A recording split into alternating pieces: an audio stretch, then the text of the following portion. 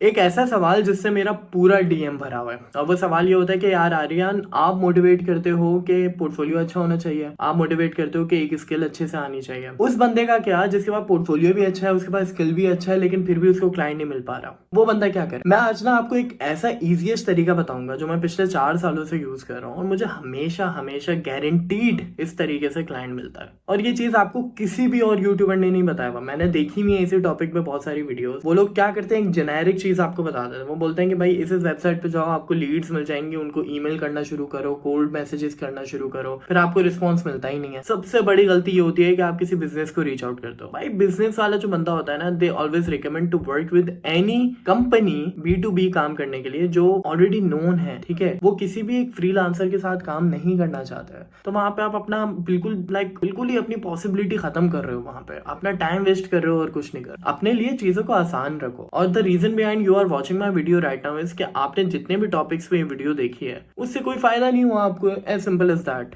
अब ये जो तरीका मैं आपको बता रहा हूँ ना, इस तरीके के लिए सिर्फ और सिर्फ एक रिक्वायरमेंट है। वो रिक्वायरमेंट ये है कि आपको इंग्लिश में कम्युनिकेट करना आना चाहिए टेक्स्ट पे, not even on a call, ठीक है। कोई मार्केटिंग में बजट लगाने की जरूरत नहीं है, कुछ नहीं है। अब मैं आपको बताता हूँ कि आपने एग्जैक्टली करना क्या है। देखो, क्लाइंट्स दो किस्म के होते हैं। पहला वो क्लाइंट होता है जिसको अपना एंड गोल भी पता है और उसको पता है कि उसके स्टेप्स भी क्या हैं, ठीक है। मतलब for example, if I am starting a new e commerce business ना, तो मुझे पता है उसके लिए मुझे शुरू में ब्रांडिंग करनी जरूरी है, ठीक है। तो मैं ब्रांडिंग के लिए एक अच्छा डिजाइनर ढूंढूंगा, मैं अच्छा डेवलपर ढूंढूंगा जो कि मेरा एक अच्छी सी वेबसाइट बना सके। मुझे पता है कि मुझे क्या चाहिए और मैं वो चीज अपलोड कर दूंगा इधर उधर, and there will be hundreds of people reaching out to me उसके बाद। अब इमेजिन करो आप उन 100-200 बंदों में से एक हो जो उस क्लाइंट को रीच आउट कर रहा है, तो कितना ही % चांस है कि आपको रिस्पॉन्स मिलेगा? Nearly impossible, right. फिर दूसरी कैटेगरी आ जाती है क्लाइंट्स की जिनको पता तो है कि उनका एंड गोल क्या है, लेकिन उनको स्टेप्स का नहीं पता। और जब उनको स्टेप्स का नहीं पता होता ना, उनको ये भी नहीं पता होता कि उन्हें क्या चाहिए, वो लोग कहीं भी कोई चीज अपलोड भी नहीं करते। They are just trying to grow themselves in certain way, organically grow होने की कोशिश कर रहे होते हैं। मैं एक सिंपल सी एग्जांपल देता हूँ। कंटेंट क्रिएटर्स हम लोगों ने बहुत सारे ऐसे देखे हैं जो कि ट्राई कर रहे होते हैं, लेकिन उनके कंटेंट में इतना दम होता नहीं है कि वो ग्रो कर पाए।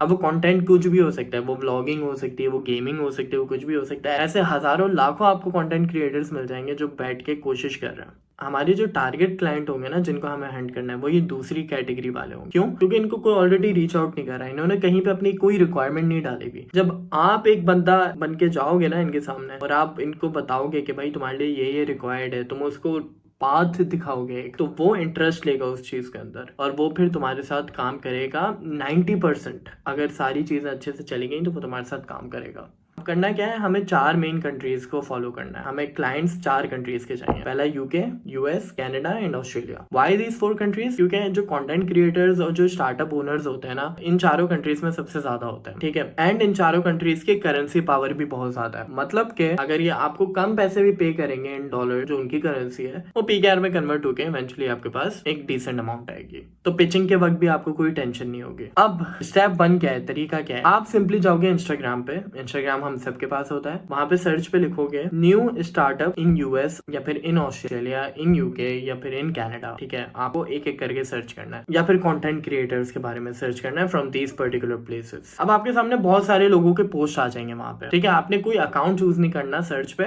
आपने पोस्ट वहां पे जेनेरिक चूज करना है। अब हमारा आइडियल क्लाइंट कौन होगा? हमारे लिए आइडियल बंदा वो होगा जिसकी नंबर ऑफ एंगेजमेंट कम है, जिसके नंबर ऑफ फॉलोअर्स कम है और जो कंसिस्टेंटली चीजों को अपलोड करना है। Let me repeat my self, जिसके नंबर ऑफ फॉलोअर्स कम होंगे, नंबर ऑफ एंगेजमेंट कम होगी और वो कंसिस्टेंटली चीजों को अपलोड कर रहा है। तो अगर ये 3 चीजें आपके सामने किसी बंदे की आती है या किसी भी स्टार्टअप बिजनेस की आती है, उसको फौरन रीच आउट करो, ठीक है। क्यों? क्योंकि वहां पे आपके पास रिस्पॉन्स आता ही आता है, फॉर श्योर आता है। क्यों आएगा रिस्पॉन्स आपके पास? क्योंकि आप जेनेरिक होगे, उसका मैसेज नहीं करोगे। ये मैसेज मत करना कि hi, I hope you are doing well, hi how are you. ये सारी चीजें ना आजकल नहीं चलती हैं। थोड़ा सा अपने आपको ना अप टू डेट करने की कोशिश करो। पहला मैसेज करो, फॉर एग्जाम्पल अगर मैं किसी कंटेंट क्रिएटर को मैसेज कर रहा हूँ तो मैं करूंगा hi, I have just gone through your content and I must say that whatever you are doing I really like it, you have just gained a follower, ठीक है। ये आप मैसेज करोगे ना तो आप एज अ ऑडियंस उसको reach out करो, उससे बहुत खुशी होगी, वो आपको फिर रिप्लाई करेगा और वहां से फिर आपका एक कनेक्शन बन जाएगा उस बंदे के साथ। ये आपका पहला स्टेप है, ठीक है, कि कनेक्शन बनाना है आपको। अब आप ऐसे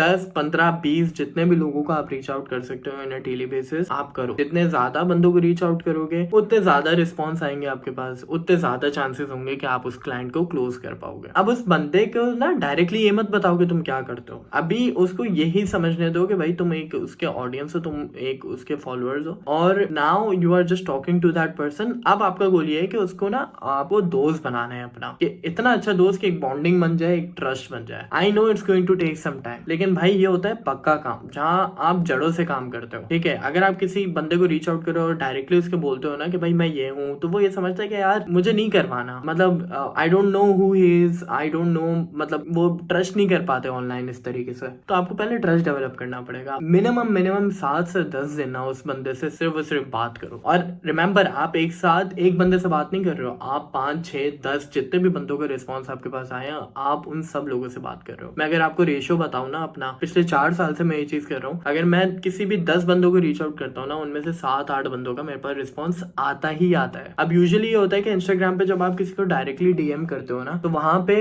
वो बंदा तो कंसिस्टेंटली चीजों को अपलोड कर रहा होता है, लेकिन उसको पता नहीं होता कि मैसेज आया हुआ उसके बाद किसी का, क्योंकि हमारा मैसेज जो है ना वो कभी कभी रिक्वेस्ट पे चला जाता है, और ज्यादातर लोग रिक्वेस्ट चेक नहीं करते हैं। उस सिचुएशन में आप ये देखो कि हाँ भाई ये बंदा अगर ऑनलाइन आ रहा है, ये चीजों को अपना डाला है, लेकिन मुझे रिस्पॉन्स नहीं कर रहा ना, तो वहां पे उसकी पोस्ट पे लाइक करो, कॉमेंट्स करना शुरू करो, और कॉमेंट्स के थ्रू उसको बताओ कि यार मैंने तुम्हें मैसेज किया हुआ है डीएम में, तो फिर वो वैसे ही रिस्पॉन्स आ जाता है आपके पास। अब आपने हफ्ता 10 दिन उस बंदे से बात करी, ठीक है, और फिर उसको बातों बातों में ये चीज बताओ कि आप कौन हो, क्या करते हो, एंड देन उसको बताओ कि भाई आई थिंक तुम्हारी एंगेजमेंट इस वजह से नहीं आ रही। अगर आप डिजाइनर हो तो बोलो कि यार आई थिंक डिजाइन की वजह से ना तुम्हारे डिजाइन में इतना दम नहीं है, इस वजह से शायद तुम्हारे ना एंगेजमेंट नहीं आ रही है फॉर श्योर। अगर तुम वीडियो एडिटर हो तो उसको बोलो कि वीडियो एडिटिंग यार तुम्हारी अच्छी नहीं है। मतलब जो भी आप सर्विस देते हो, जो भी आपके अंदर स्किल है, उस चीज पे आप उसको बोलो कि ये चीज आप करो तो आपकी ना एंगेजमेंट बढ़ेगी फॉर श्योर। उसको तुम बोलो एक काम करो, मैं तुम्हारे लिए ना एक सैंपल बना के तुम्हें दे, तुम्हें डायरेक्टली पैसे पिच करने की जरूरत, ठीक है, वो उस चीज को एक्सेप्ट करेगा क्योंकि तुम्हारी बॉन्डिंग बन गई है, वो तुमसे खुल के बात करेगा। उसको वो चीज बना के दो, अपना काम दिखाओ फ्री में, ठीक है, फ्री में उसके लिए डिजाइन बनाओ, उसको डिजाइन दिखाओ, फ्री में उसके लिए वीडियो एडिट करो, उसको दिखाओ कि भाई तुम उसके लिए क्या कर सकते हो, तुम कैसे उसके लिए एक एसेट बन सकते हो। वो चीज उसको पसंद आएगी अगर आपका काम अच्छा होगा। एंड देन फिर आप उसको बोलोगे कि यार हम तो दोस्त हैं, ठीक है,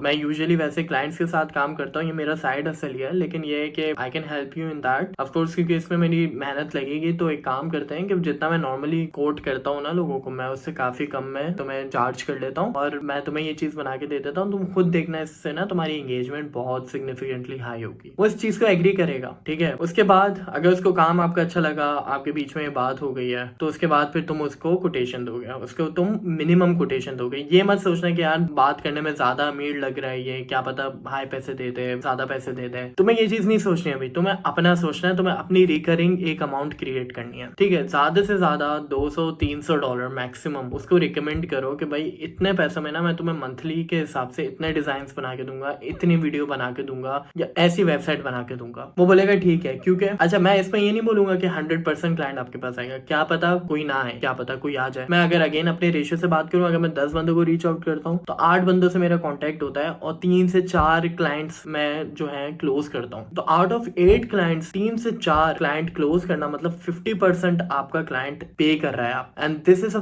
वेरी वेरी डिसेंट नंबर। और ये चीज ना मैं अपने एक्सपीरियंस से आपको बता, ऑफ कोर्स ये मैटर करता है कि आप उससे कैसे बात कर रहे हो, कैसे बॉन्डिंग बना रहे हो, ठीक है, इस चीज पे सबसे ज्यादा मैटर करता है। लेकिन अगर वो चीज आप अच्छे से कर लेते हो तो उसके बाद फॉर श्योर क्लाइंट आपके पास आएगा। अब इमेजिन करो आप दिन के हिसाब से 5-10 क्लाइंट को रीच आउट कर रहे हो, यानी मंथली के लिहाज से अगर आप 10x30 करो तो 300 क्लाइंट्स को आप, मतलब बंदों को आप रीच आउट कर रहे हो। उस 300 लोगों में से मिनिमम लेट से अगर आपको 100 बंदा भी रिस्पॉन्स दे देता है, ठीक है, उस 100 बंदे में से मिनिमम मैं आपको बता रहा हूँ, अगर आप 5 से 10 बंदा भी क्लोज कर लेते हो, और वो 5 से 10 बंदे आपको $100-200 ना मंथली रिकरिंग मॉड्यूल पे पे कर रहे हैं, तो आप मिनिमम $2000 तो मंथली रिकरिंग से ही सिर्फ बना रहे हो, जो कि पाकिस्तानी 5.5 लाख रुपए बनता है। इससे इजी तरीका और कोई नहीं हो सकता भाई, लेकिन मेहनत करनी पड़ेगी। इसमें आपका टाइम वेस्ट नहीं हो रहा। आप अगर जॉब भी कर रहे हो, आप न्यू पास आउट हो, अगर आपकी ग्रेजुएशन अभी रिसेंटली कंप्लीट हुई है, आप दिन में 1 घंटा 1.5 घंटा तो दे ही सकते हो ना इस चीज को। जॉब वाले हो तो जॉब के बीच में थोड़ा सा टाइम निकाल के एक बंदे को मैसेज कर दिया, 2 बंदे को मैसेज कर दिया, ठीक है। All you need to do is create a connection with that particular person. Client आपके पास आते रहेंगे, वो रिकरिंग मॉड्यूल पे चलता रहेगा काम। अपने हिसाब से देखो, प्रोजेक्ट मैनेजमेंट अगर हो रही है तो और ज्यादा क्लाइंट्स को लेकर आओ। एक टाइम पे इमेजिन करो 20-30 क्लाइंट अगर आपके पास आ जाते हैं ऐसे, तो आप कितनी ज्यादा अर्निंग कर सकते सकते हो बैठ के। Just imagine that. तो ये चीज आपको कोई नहीं बताता हो। तो ये चीज आप जितनी भी वीडियोस देख लो ना यूट्यूब पे, ये चीज आपको किसी ने नहीं बताई होगी, और ये चीज मैं आपको बता रहा हूँ। ऐसे भी नहीं कि मैंने कहीं से सुनी और उठा के मैंने आपको बता दिया। No, this is something that I personally do, और मैं आज तक करता हूँ ये चीज। मेरे पास अगर नंबर ऑफ क्लाइंट रेशियो कम हो रहा होता है ना, मैं फौरन से ये चीज करता हूँ, क्योंकि इसमें ना मेरी इन्वेस्टमेंट लग रही है और मुझे इजीली